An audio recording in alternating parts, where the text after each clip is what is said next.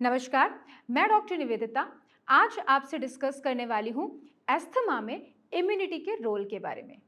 जैसा कि हमने अपने पिछले वीडियो में डिस्कस किया था कि ये एलर्जेंस जैसे कि पॉलन, आपके strong perfumes, smoke, smog, dust, dirt, ये सभी चीज़ें लगभग हम सभी के आसपास हैं, लेकिन कुछ पर्टिकुलर लोग ही इफ़ेक्टेड होते हैं क्योंकि वो सेंसिटिव हैं उन पर्टिकुलर एलर्जेंस के लिए। और अगर इसके साथ में हम बात करें तो उनकी इम्यूनिटी बहुत ज़्यादा रिएक्ट कर रही होती है।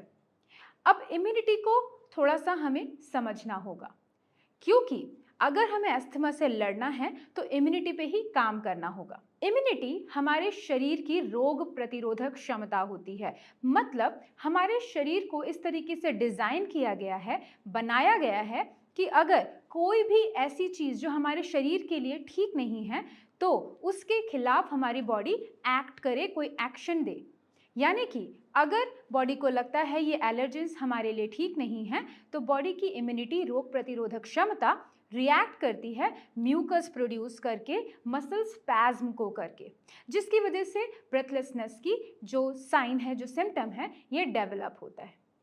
अब इस इम्यूनिटी को समझने के लिए आपको ये समझना होगा कि इम्यूनिटी 3 तरह से काम करती है। आपकी इम्यूनिटी अगर बहुत ज़्यादा है तो आपकी जो बॉडी है वो ऑटो इम्यून डिसऑर्डर्स को बनाएगी, ऑटो इम्यून डिसऑर्डर्स की को क्रिएट करेगी। यानी कि आपकी बॉडी में कोई प्रॉब्लम ना होते हुए भी आपका शरीर कई सारी ऐसी चीज़ों के खिलाफ काम करेगा जिसकी आपको रिएक्शन देने की रिक्वायरमेंट नहीं है, और ये आपको ऑटो इम्यून डिसऑर्डर के नाम से आपको पता चलता है। सेकेंड होती है, अगर आपकी इम्यूनिटी काफ़ी कम है तो जितने भी इन्फेक्शन हैं वो आप उसके लिए प्रोन हो जाते हैं। जितने भी इन्फेक्शन है उसके प्रति आपकी बॉडी जल्दी से रिएक्ट करती है क्योंकि आपकी जो रोग प्रतिरोधक क्षमता है वो कम है। हमें ना तो इम्यूनिटी को बहुत ज़्यादा बढ़ाना है, ना ही हमें इम्यूनिटी को बहुत ज़्यादा कम करना है। हमें इम्यूनिटी को मॉड्यूलेट करना है, यानी कि वो अपना काम प्रॉपरली करे। यानी कि सही और गलत में क्लैरिफिकेशन, एनालिसिस होनी बहुत ज़्यादा ज़रूरी है। आपकी बॉडी अगर ओवर रिएक्ट कर रही है तो ऑफ कोर्स कई तरीके के साइन एंड सिम्टम्स मिलेंगे। इकलौता आयुर्वेद में ही ऐसे हर्ब्स हैं जो आपकी इम्यूनिटी को मॉड्यूलेट करते हैं। अदरवाइज अगर हम एलोपैथी में देखें तो स्टेरॉइड्स आपकी बॉडी में इम्यूनिटी को एकदम से बढ़ाते तो हैं, लेकिन जैसे ही इम्यूनिटी आपकी कम हो जाती है, जैसे ही आप स्टेरॉइड्स बंद करते हैं, आपकी इम्यूनिटी एकदम से डाउन जाती है और आप ससेप्टेबल हो जाते हैं, प्रोन हो जाते हैं बहुत सारे इन्फेक्शंस के। तो हमें आयुर्वेद के थ्रू अपनी इम्यूनिटी पे काम करना है क्योंकि आयुर्वेद के जितने भी हर्ब्स हैं वो सारे इम्यूनिटी को मॉड्यूलेट करते हैं।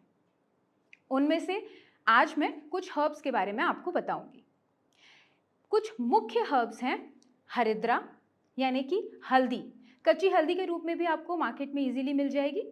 इसके अलावा काली मिर्च, अदरक या सौंठ, जिसे हम ड्राई जिंजर बोलते हैं, सूखी हुई अदरक, या फिर पिपली, लॉन्ग पेपर जिसे बोला जाता है, या फिर दालचीनी, चुप चीनी, ये सारे इतने अच्छे हर्ब्स हैं जो आप रेगुलर बेसिस पे यूज़ कर सकते हैं और ये आपकी इम्यूनिटी को मॉड्यूलेट करेंगे। तो आप जब आयुर्वेद से अपना ट्रीटमेंट करते हैं तो आपकी बॉडी को समझाते हैं कि आपको कब रिएक्ट करना है, कब रिएक्ट नहीं करना है। इस तरीके से अस्थमा में आपको एक अच्छा रिजल्ट मिलता है, लॉन्ग लास्टिंग रिजल्ट मिलता है, और ये कई हद तक आप इसको रिवर्स कर पाते हैं। तो जब भी आप आयुर्वेद की मेडिसिन से रिएक्शन, जब भी आप आयुर्वेदिक मेडिसिन से ट्रीटमेंट करते हैं तो आप अपनी इम्यूनिटी पे काम कर रहे होते हैं, जो एक मेन रीज़न है अस्थमा के होने का।